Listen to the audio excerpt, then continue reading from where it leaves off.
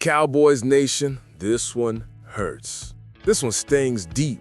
The Dallas Cowboys just suffered one of the most embarrassing, gut-wrenching, hard-to-swallow losses in recent memory. A 30-27 defeat to the Carolina Panthers, a team that walked into this game 2-3 without their starting running back, without a defense ranked higher than 20th, and somehow made Dallas look like a team still trying to find its identity halfway through the season.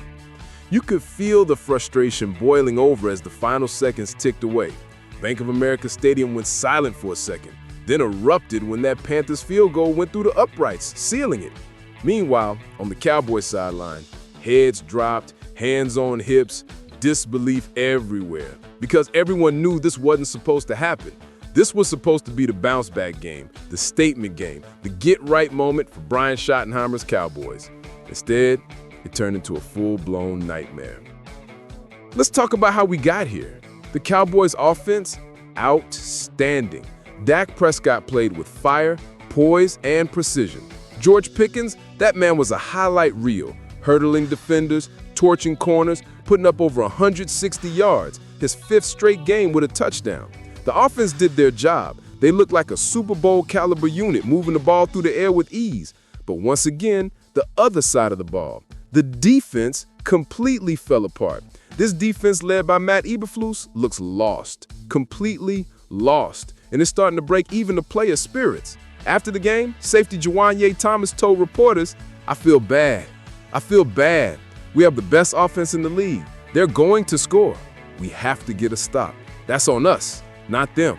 That's a player admitting what we all see.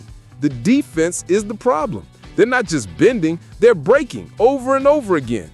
Jerry Jones, usually the first man to face cameras after a loss, said nothing. Let that sink in.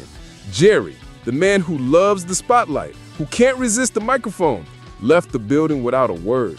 When Jerry's quiet, you know the storm is brewing. Dez Bryant even posted, somebody's ass getting fired on X, because everyone around the league knows Jerry's silence isn't calm, it's calculation. This team gave up 216 rushing yards.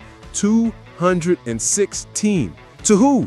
To Rico Dowdle, a former Cowboy. The same Rico who looked Jerry Jones in the eye last week and said, they better buckle up. Dallas didn't buckle up. They got run over.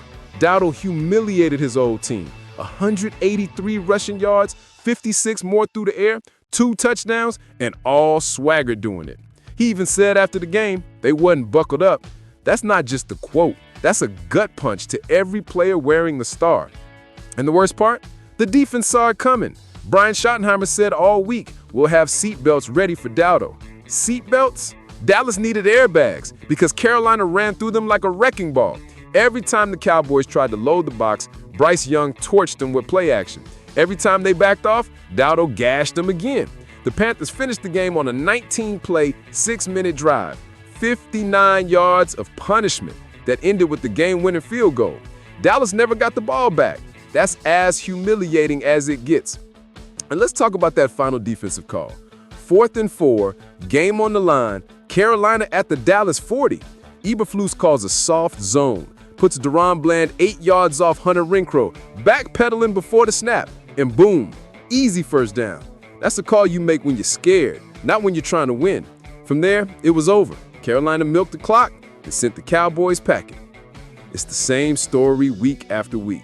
The Cowboys offense builds a lead, Dak does everything right, George Pickens looks unstoppable, but the defense can't protect the lead for 10 minutes. You can't win games in this league when you need your offense to score 35 every week. Now, Brian Schottenheimer stood up after the loss and said, we didn't win the line of scrimmage. No kidding, coach. He gave Carolina credit, said they ran hard, blocked well, the Dallas has to be better. But even he knows this defense has crossed the breaking point. This was supposed to be a fresh start, a new era after the Micah Parsons trade. Jerry said it would make the run defense stronger. Instead, they're worse. The numbers don't lie. 22nd against the run, giving up over 127 yards a game, and they just surrendered their season-high 216. Eberflus says the personnel's good enough. Schottenheimer backs him up publicly, says no question this defense can turn it around. But deep down, everyone watching knows something has to change. The tackling is sloppy, the gaps are wide, and the pass rush is non-existent. Kenny Clark hasn't filled the void. James Houston flashes but can't carry the load alone. And the linebackers? Out of position, overmatched, overwhelmed.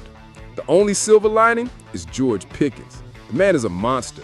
5 straight games with a touchdown. He's the one constant piece that looks like a future All-Pro. But the Cowboys can't waste his prime or Dak's resurgence by letting the defense collapse every Sunday. And now, all eyes turn to Jerry Jones. Because here's the thing. Jerry don't make mid-season coaching changes. Not since 2010. But this time feels different. This time feels personal. When Jerry skips the post-game media, when the fan base starts chanting "Fire Eberflus" outside the stadium, and when the locker room players start saying, "I feel bad for our offense," you know the pressure hit the boiling point. Next week, Dallas hosts Washington, a division rival. The Commanders lead the league in rushing. You think this run defense is ready for that? Not without changes, not without heart. The players know it. The fans feel it. And if this coaching staff doesn't fix it fast, the next headline won't be about Rico Dowdle's revenge, it'll be about Jerry's next firing. Because here's the truth. The Cowboys are too talented to be 2-3-1, too explosive on offense to be wasting games like this. You can't keep letting games slip away in the fourth quarter and pretend it's fine. That's not the Cowboy way. That's not how this franchise was built. This was supposed to be the year where the story changed. The year when Dak's leadership, Schottenheimer's play calling, and Jerry's renewed vision made Dallas dangerous again. Instead, this defense has become the punchline. Teams don't fear them. They circle the game on their schedule and lick their chops. But here's what I believe, and what every real Cowboys fan still holds on to. It's not over. It's not too late. Sometimes it takes a gut punch like this to wake up a team. Sometimes humiliation is the medicine. If this loss doesn't light a fire in that locker room, nothing will. Dallas still controls its destiny. The NFC East is wide open. But to make any noise, to become the team we all know they can be, the Cowboys have to get mean again. They have to find their fight. They have to rediscover pride on defense, or this season will be another wasted chapter. Cowboys Nation, I want to hear from you. Are you done with Matt Eberflus? Do you think Jerry Jones should make a change right now before the Commanders game? Or do you believe this team still has the heart to turn it around? Let me know in the comments. Because one thing's for sure, this loss wasn't just another Sunday stumble. It was a message, a wake-up call, a warning that talent alone doesn't win championships. Toughness does. Hit that like button if you're still riding with this team. Subscribe to Dallas Game Day, because win or lose, we're breaking every story, every rumor, every spark of hope from inside the Star. And remember, no matter how bad it hurts right now, real Cowboys fans never stop believing.